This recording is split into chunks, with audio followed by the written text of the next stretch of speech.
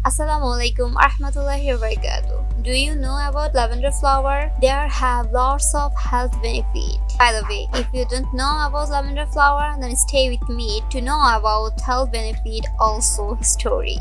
সাধারণত লোকেরা ল্যাভেন্ডারকে দুটি নির্দিষ্ট বৈশিষ্ট্যের সাথে যুক্ত করে থাকে, এর সুগন্ধ এবং রং। কিন্তু আপনি যা জানেন না তা হলো ল্যাভেন্ডার ফুল এবং এটি থেকে নিষ্কাশিত তেলের ভেষজ ওষুধের একটি দীর্ঘ ইতিহাস রয়েছে।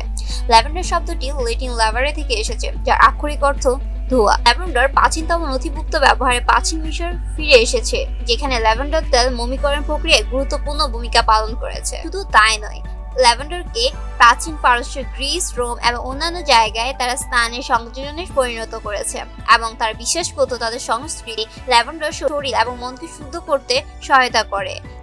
ল্যাভেন্ডারের কার্যকারী উপকারী দিকগুলো হলো স্লিপ ইমপ্রুভমেন্ট। যাদের ঘুমাতে গেলে ঘুম আসে না, ল্যাভেন্ডার তাদের জন্য। নিদ্রাহীনতা একটি বিরক্তকর সমস্যা যা আপনাকে সারা রাত ঝাঁকুনি দেয় এবং ঘুরিয়ে রাখে।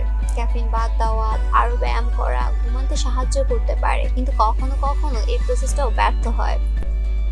2017 সালে মার্চ মাসে ব্রিটিশ অ্যাসোসিয়েশন অফ ক্রিটিক্যাল নার্সে প্রকাশিত এক গবেষণায় দেখা গেছে ল্যাভেন্ডার অপরিহার্য তেল নিবিড় পরিচর্যা রোগীদের ঘুমমান উন্নত করার জন্য একটি কার্যকর প্রতিকার। তাই আজ থেকে ঘুমাতে যাওয়ার আগে আপনার বালিশে কয়েক ফোঁটা ল্যাভেন্ডার এসেনশিয়াল অয়েল দিয়ে রাখুন। আপনার এই সুগন্ধ আপনার ভালো ঘুমোতে খুবই সাহায্য করবে। নট অনলি দ্যাট, আপনি চাইলে ল্যাভেন্ডার চাও খেতে পারেন। সত্যি বলতে আমি নিজে এটা খেয়েছি আর আলহামদুলিল্লাহ আমি অনেক ভালো উপকার পেয়েছি। সো আমি রেকমেন্ড করব আপনারও খাওয়া উচিত। ল্যাভেন্ডার ফ্লাওয়ার প্রাকৃতিকভাবে আপনার ব্যথা দূর করতে মারাত্মক কাজ করে। আপনি যদি ব্যথার মতো সমস্যায় ভুগে থাকেন, তাহলে 2% ল্যাভেন্ডার এসেনশিয়াল অয়েল পানিতে মিশ্রিত করে অ্যারোমা থেরাপি করার চেষ্টা করুন। এই ক্ষেত্রে আপনার ব্যথা অনেকাংশ কমে যাবে। নট অনলি দ্যাট, গবেষণায় দেখা গিয়েছে প্রসবের সময় ল্যাভেন্ডারের অ্যারোমা থেরাপি ব্যবহার করে ব্যথার তীব্রতা অনেকাংশ কমানো যায়, কিন্তু সময়কাল কিছুটা কম হয়ে থাকে। Now, question is, what have actually in lavender essential oil? Lavender essential oil এর মধ্যে পলিস্যাকারাইড এবং অ্যান্টি-ইনফ্ল্যামেটরি যৌগ থাকার কারণে ব্যথার উপশম ঘটে।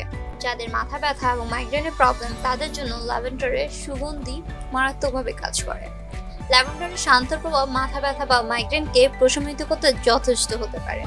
2016 সালে একটি গবেষণায় মাইগ্রেনে আক্রান্ত ব্যক্তিরা যারা 3 মাস ল্যাভেন্ডার থেরাপি পেয়েছেন, তারা তাদের মাথা ব্যথার মূল্যায়ন স্কেল নিয়ন্ত্রণ গ্রুপের তুলনায় কম স্কোর হয়েছে। এবং 2012 সালে আরেকটি গবেষণায় দেখা গিয়েছে তারা 47 জন ব্যক্তির উপর 15 মিনিট একটি গবেষণা চালায়। সেখানে তারা 15 মিনিট যাবত ল্যাভেন্ডারের অপরিহার্য তেল নিঃশ্বাসে নিয়েছিলেন এবং তাদের মাথা ব্যথার ফ্রিকোয়েন্সি হ্রাস পেয়েছে।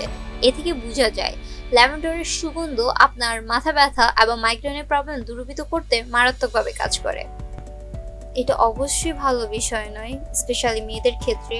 তোমার স্কিনে ব্যাকটেরিয়া আক্রমণ করছে আর তোমাকে দেখতে অসুন্দর দেখাচ্ছে, আর এই জন্যই ল্যাভেন্ডার অয়েল ব্যাকটেরিয়ার সাথে ফাইট করে আর ফাঙ্গাল ইনফেকশন থেকে তোমার ত্বককে রক্ষা করে আর তোমার স্কিনকে সুন্দর করে আমাদের স্কিনে ক্ষত এবং ঘর্ষণ নিরাময় করতেও সাহায্য করে। ল্যাভেন্ডারে আছে কোলাজেন, যেটা কিনা আমাদের স্কিনের সৌন্দর্য ধরে রাখতে কাজ করে এবং বলিরেখা কমাতেও সাহায্য করে। ল্যাভেন্ডারের মধ্যে অ্যান্টিঅক্সিডেন্ট থাকায় ক্ষত নিরাময় অবদান রাখে। চলুন জেনে আসি কিভাবে ল্যাভেন্ডার চুলের বৃদ্ধি করতে সাহায্য করে। একটি ইঁদুরের উপরে 4 সপ্তাহ ধরে গবেষণা চালানো হয়, ফলে দেখা গিয়েছে ফলিকলের সংখ্যা বৃদ্ধি করে ল্যাভেন্ডার অয়েল, সাথে গনোডার্মাল স্তর তৈরি করে।